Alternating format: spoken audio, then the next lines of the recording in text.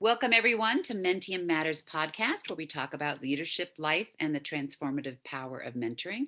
I'm Megan Cummings Kruger, and today we're going to share part two of our discussion with Toya Werkheiser, in which she shared a number of stories that demonstrated the result that can be achieved when we normalize conversations instead of avoiding them, such as initiating courageous conversations around the topic of race. I want to follow up a little more specifically on one of the challenges that you talked about. You bring to this conversation your life experience as a Black woman who has succeeded in a corporate world, as well as being a leader of very diverse teams, great diversity of thought across race, gender, generation, etc. Following the murder of George Floyd, as you navigated yourself and your people through this challenging time and all the racial conversations which needed space to occur, I know from our discussions that part of that benefited from your ability to have courageous conversations, to say the things that people often don't want to say. It really, again, pulls to your authenticity and willingness to be vulnerable. And I think that's something that many people listening to this would really appreciate hearing. What stories or what tips can you share for so many of us who are challenged in engaging in those courageous conversations? So one thing, yes, you're correct. I am a Black woman. I'm an African-American woman. I've been that every day of my life. So I definitely know what that experience is.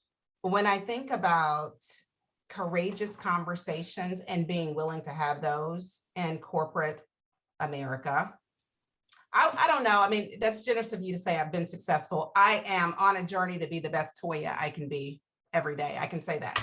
And a part of that, I definitely have to credit to following what I will call is some natural instinct for when is it appropriate to drive conversation around a topic and the right way to do that, right?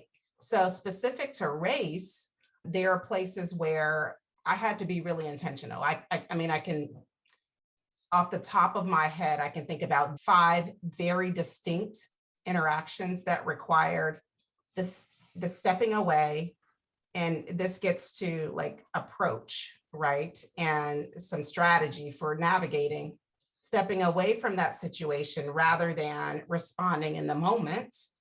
And you want to apply the seek first to understand and these tenets. You want to do that, so you step away and you think about it, you play it out, and you say, all right, let's give some consideration to what this could have been or what this could be. Is it just ignorance in the way that you absolutely had no idea? And in general, my approach has been this: there's an offense, take the step back, give consideration, develop handful of talking points, schedule interaction with said person one-on-one. It doesn't have to play out in front of people. When I have gone into those settings, I generally don't have, it's not this was when we were in the workplace, in the building. It's not my laptop. It's not a notebook. It's not a phone. It's nothing, because I want it to be understood that this is a personal interaction at this point, right? And it's just, it's for me, when I've done this, it has just been, listen, there's a thing that happened, and I just want to be sure that we're in a good place. Here's how I perceived it, but it could be that you meant something totally different. So I just want us to talk about it. At the end of the day, we can be in better place, or we can agree to be cordial, but I just want us to have an opportunity to optimize our relationship here in the workplace. I've had great outcomes with that. And so, and in terms of approach, that's what's worked for me. People have different styles. People can say different things and get away with it. I've been able to say some things in corporate America with my teams and with others that it's your personal brand and how you show up as to how people interpret it, right? And so that has to be a consideration. But that's kind of how I've approached some things. Very specifically during this pandemic, though, I had, and Megan, I know this may feel like it runs long, but I feel like it's a really good story. So I had this experience. We're on a call, several people from the company I work for, several people from another outside business or supplier, I'll say. And, you know, this sounds, it sounds bad, but it's why we're having this conversation, because you have to start normalizing conversation and stripping away what's taboo, right? That's where we're going to grow. Yeah. So someone makes makes the comment or the statement, yeah, we can't let people off the plantation. Oof, oof. And I was the only African American on the call. I had my camera on Zoom, so I had to like kind of gather myself quickly, right? I had to gather myself. We get through the call. I immediately said protocol that I've established over time. I step away. I notify my direct manager that I want to make you aware of this so that if it comes back around to you, you'll know exactly what happened. And I set a meeting, quick 15-minute meeting with this outside company person. And we just talked through it. And she said, and the way I set it up is my mother, other women in the world who've been victims of domestic violence. If I say my hair is naturally curly, I have to beat my curls into submission to straighten it. That might be offensive to a person who's a victim of domestic violence. I've probably said that before and it meant nothing, right?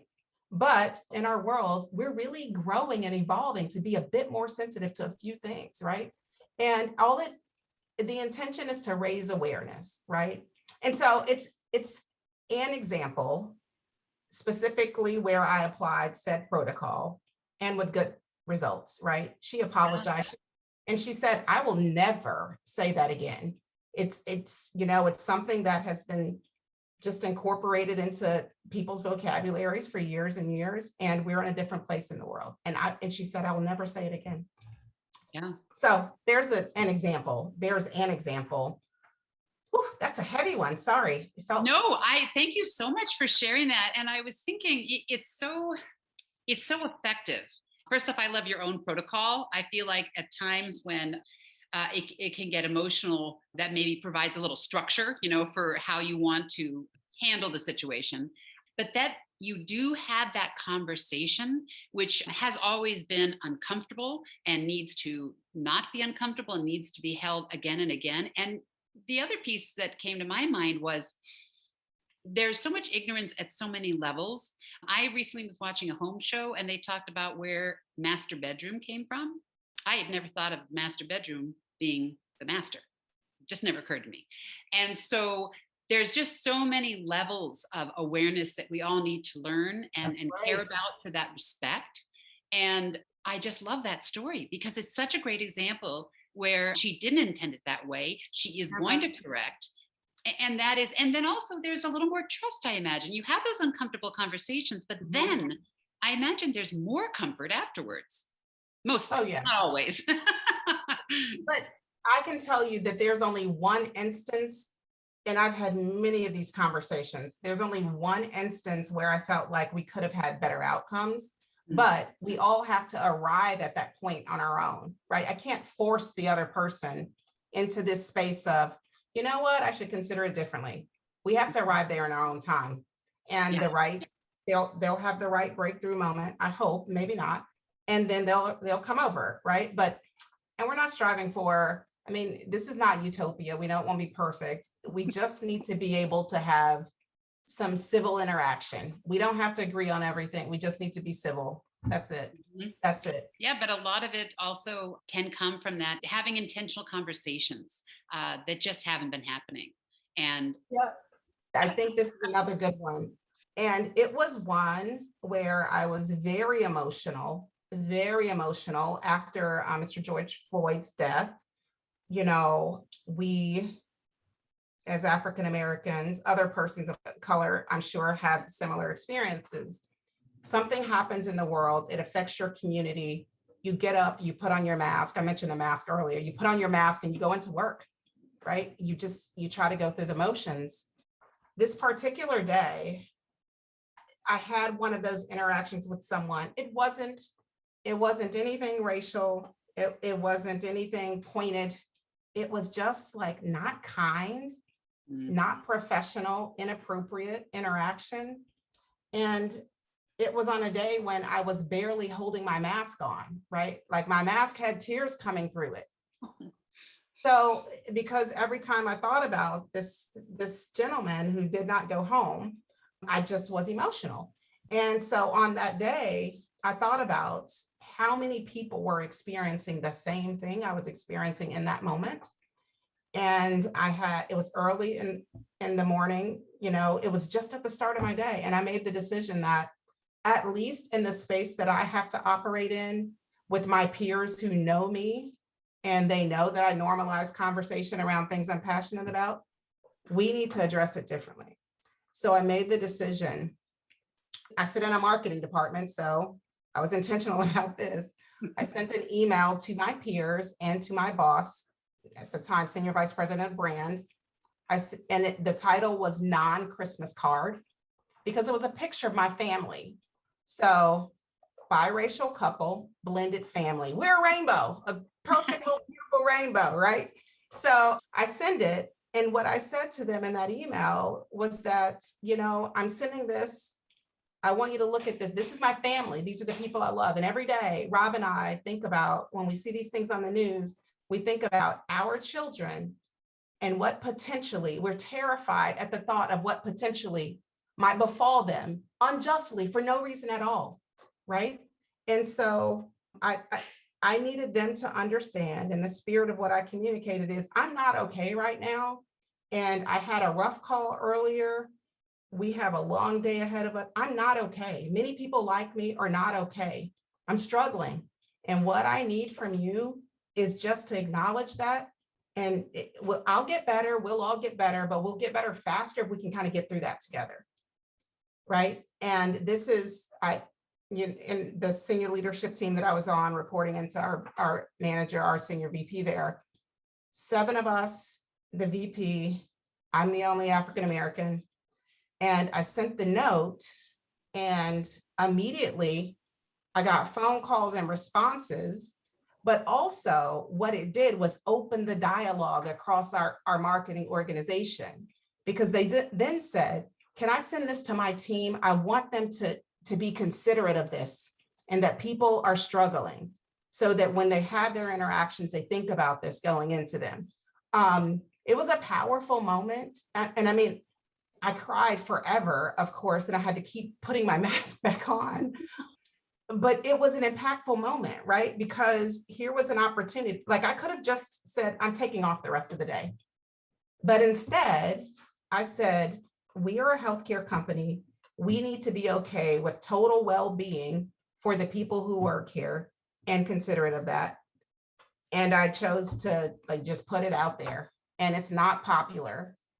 I think it's becoming more popular to be that vulnerable, but it's not popular. It opened a lot of conversations.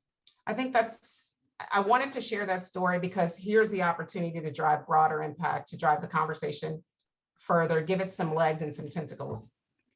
Absolutely. I'm so appreciative that you shared that. And yeah, I absolutely opened the door to conversation. And I guess this is going to be my quote podcast, but I kept thinking about Brene Brown's quote that vulnerability is the birthplace of creativity.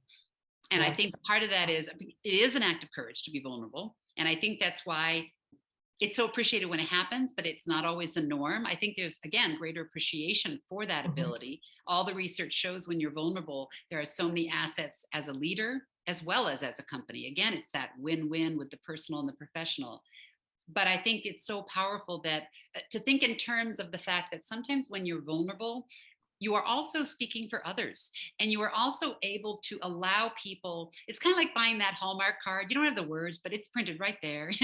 So if you can pass it on, someone's made that message, and so I just love how you open the door to that conversation, and I'm sure it did continue to get passed on. It did. It definitely did. I appreciate you letting me share that one too. I know I'm kind of making us run long here, but I really appreciate it. I think it's impactful. And by the way, you have all the best quotes, so keep sharing them. We like. Thank you. Thank you. Well, I already warned you before we started this podcast. I warned you that I wanted to go as long as you had time for, because there's just so much that you can speak to, and because you are So wonderful in your courageous conversations. You are so authentic and you're willing to be vulnerable. And again, right now, that is such a gift for so many to really be validated, as you were saying earlier on, that everyone is going through this. And so the next question I have for you, which also I have no doubt is going to resonate with the audience, is because so many of us are going through these kinds of situations. You also, speaking of intentionality, you chose in the course of your career at one point to make a lateral move because you wanted to broaden your perspective. So, would you share with us what that thought process was, but also what that experience was like? Because again, I think many are experiencing this, or as we talk about the great resignation and figuring out where your unique ability is and how to best provide that. I think that's of value. No, that's a good one too. And it's one when you think about who we are, we should always be growing, reflecting, adjusting course, right? Who you were when you were 21 and 35 are very different. Therefore, your needs are very different. And if we get in the habit of prioritizing our needs, these kind of things will become more natural, I think, for us. So for me specifically, when I think about the time in my life when I was kind of at this inflection point or pivot, the consideration was for what is it that I'm looking for, and not necessarily in the role or function, what department I'm going to sit in, but what is it that I'm looking for? And, you start thinking about that, you prioritize what's important to you. You consider that I encourage sit down and think about what could that career path be, because it could be many different things. Once upon a time, we all thought of it as linear and just the rungs on the ladder, but Mhm. now it can be many things. So at the time, I had sat in a role that was in a healthcare vertical in the company that I worked for, and this is a huge company, highly matrix organization. Like you literally could work there your entire life and never do the same or similar job necessarily, right? So I thought about what the different paths could be for me that would all still be fulfilling. And ultimately, I had started this round of networking, filling it out, having some exploratory informational interviews to see what's happening at different places in the company. While I was doing that, someone reached out that I had networked with previously, offered up the opportunity, and I was like, kind of feels like something I've done. It's a lot of the same category of work, but what's different? What are the boxes it checks for me? It extended my network. Naturally, it extended my network. It got me out of the vertical. And now I have this opportunity to think across the enterprise. The Mhm. world we're in today, you should be an enterprise thinker, right?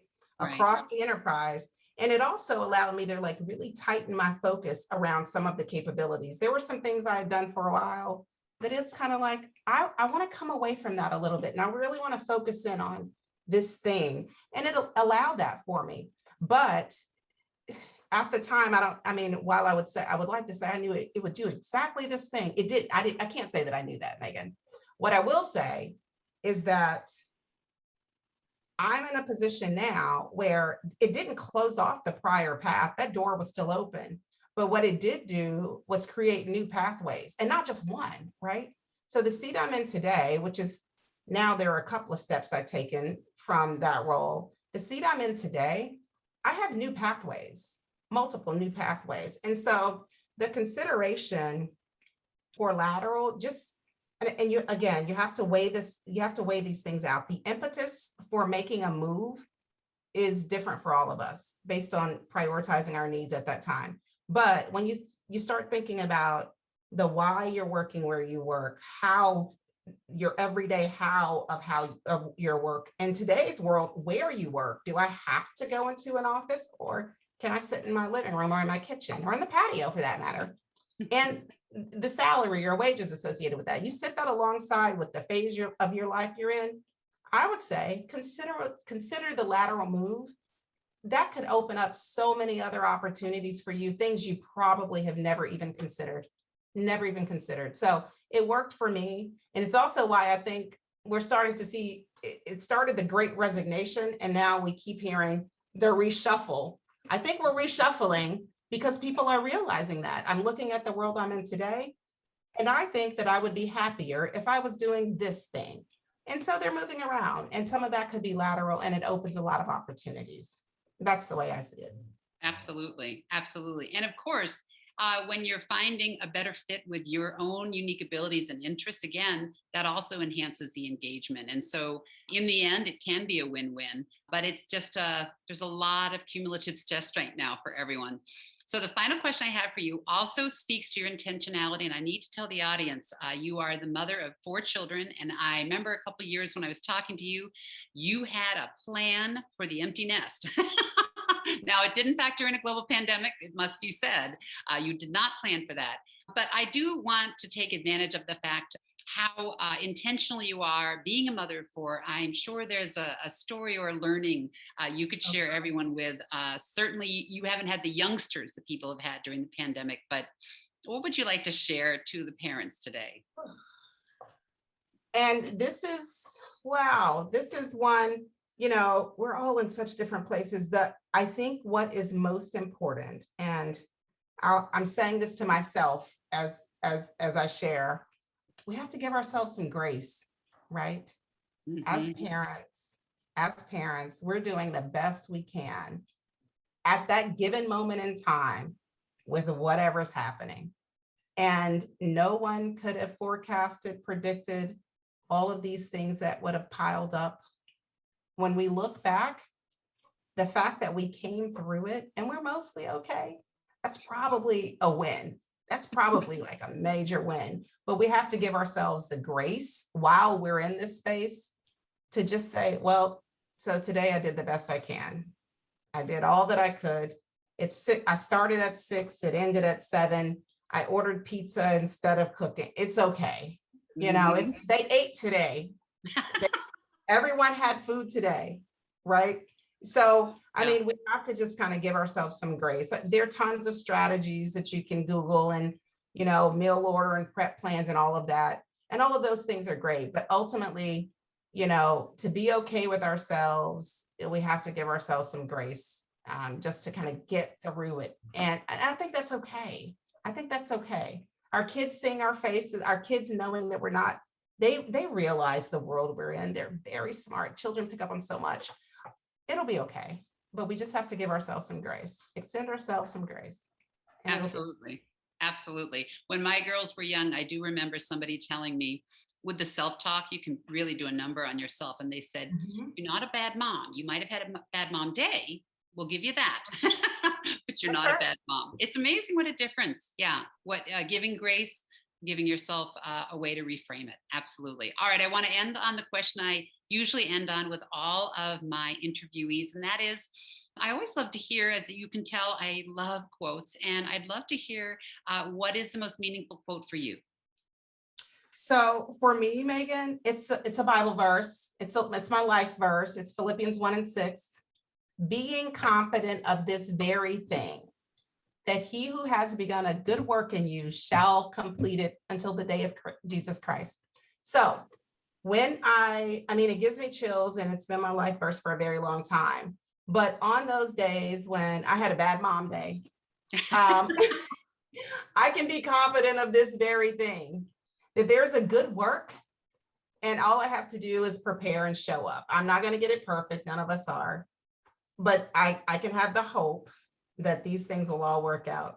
And it's on our little scratch board in the kitchen. Look, I'm at work and I'm saying the scratch board in the kitchen, but it's there. It's an important one for me, and it kind of carries me when those bad mom days show up or whatever that challenge is. It kind of gets me through.